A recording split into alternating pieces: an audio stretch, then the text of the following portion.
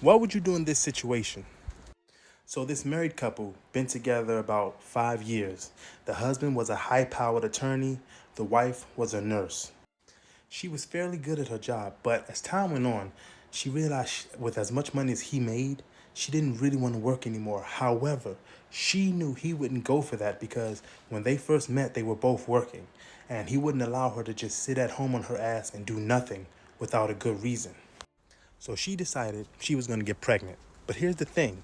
Early on in their relationship, when they were just dating, they had already had the conversation that they didn't want kids. And they did everything to prevent kids. Pulling out, condoms, contraceptives, Plan B, birth control, to ensure that there was no pregnancy. She knew this wasn't going to be easy, so what she did was she started poking holes in his condoms.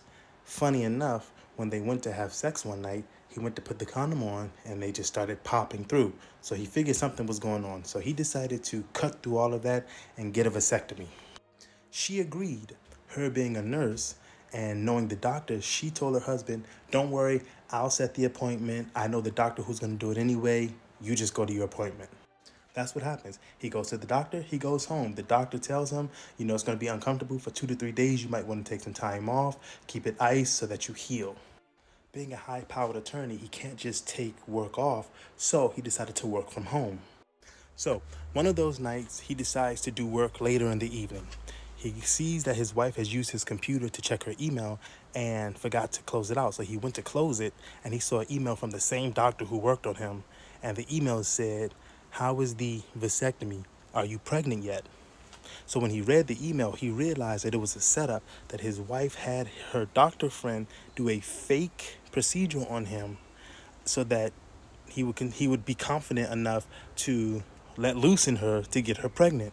The email spelled out everything, but the husband didn't get upset or angry. He just forwarded the email to himself and deleted it from the sent file from her so she wouldn't know that he had it.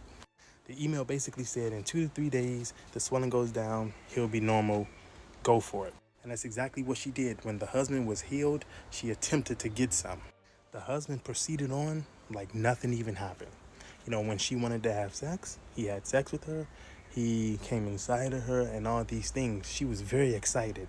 However, what she didn't know is he was putting Plan B in her like milkshakes and smoothies and different foods, intentionally blocking it off. And he only did that long enough until he found a doctor to give him a real vasectomy. A little while after he healed from the real one, she turned up saying she was pregnant. That's when he decided to file for divorce. But she didn't care because in her mind, she hit the jackpot. So when they went to court, she tried to go in for both alimony and child support payments.